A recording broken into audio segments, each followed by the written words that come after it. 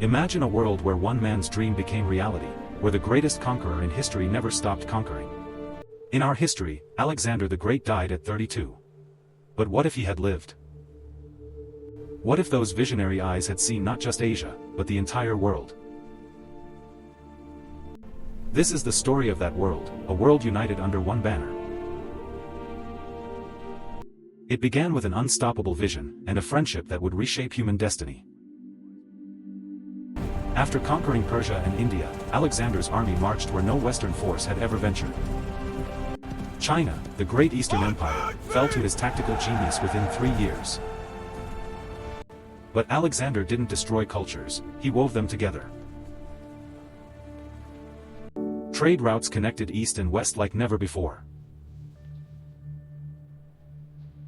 Hephaestion, Alexander's closest friend, became the architect of this new world order. Next came Africa, a continent rich with kingdoms Alexander chose to unite rather than conquer. He learned their languages, honored their traditions, and earned their trust.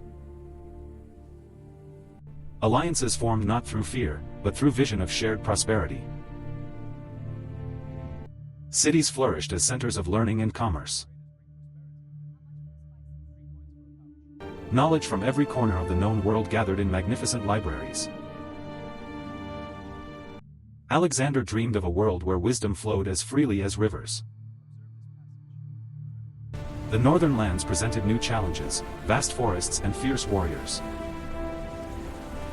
But Alexander approached each new culture with curiosity, not just conquest. His soldiers learned that warriors everywhere shared common bonds of honor and courage.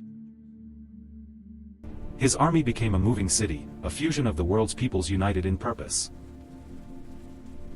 After 15 years of campaigns, Alexander stood at the edge of the known world. The journey had changed him, taught him that true empire isn't built on submission. He commissioned ships designed by minds from Greece, China, and Egypt working together. Hephaestion coordinated what seemed impossible, translating Alexander's vision into reality. And so began the greatest voyage in human history, the journey to unknown Western lands.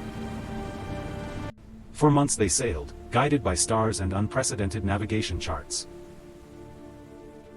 Science and mathematics from across the world guided their way. When they finally sighted new lands, they found civilizations as advanced as their own. The peoples of these western continents had built wonders Alexander immediately recognized. Here, Alexander chose a different path entirely, partnership between equals. They traded not just goods, but ideas that would revolutionize both worlds. Within a generation, children grew up speaking multiple languages, celebrating different traditions. Education became the bridge between cultures, creating a generation that saw no borders. Alexander often walked with Hephaestion, marveling at how one world had become many worlds intertwined. He established councils where every culture had voice and vote. His vision wasn't of empire, but of collaboration, a federation of peoples. Together they built monuments to shared achievement, each stone laid by hands from different lands. These monuments bore inscriptions in every written language known to humanity.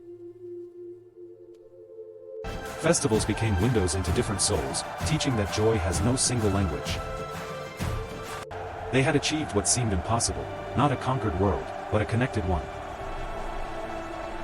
The capital became a living testament to what humanity could achieve together. The great library held humanity's collective wisdom, freely accessible to all. Medical knowledge from traditional healers to Greek physicians advanced care for all people.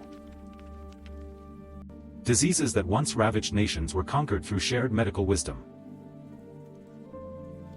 Agricultural innovations from every culture meant no one went hungry. Alexander, in his later years, often walked among citizens unrecognized. He found greatest pride not in territories conquered, but in seeing children who knew no prejudice. A new generation had grown who saw diversity as natural as breathing. Hephaestion spent his final decades codifying laws that protected every culture's rights. They ensured the vision would outlive its founders through education and mentorship. The friendship that started it all endured through every triumph and challenge. Two men who dreamed of impossible things and made them real. The world they created had no true borders, only doorways between neighbors. Ships constantly traveled carrying not conquerors, but teachers, students, and friends. Scientific advancement accelerated as minds from every culture tackled mysteries together. The readings confirm it. Art flourished in ways never before imagined, each culture's beauty enhancing others. They honored not warriors alone, but healers, teachers, and builders of bridges. Alexander knew his time was ending, but the dream had taken root beyond any one person. The world he left behind was imperfect, but united in striving toward understanding. History didn't record this world, but perhaps in our hearts, we can still imagine it. A world where one man's vision of unity became humanity's greatest achievement. What if Alexander the Great hadn't conquered the world, but connected it instead?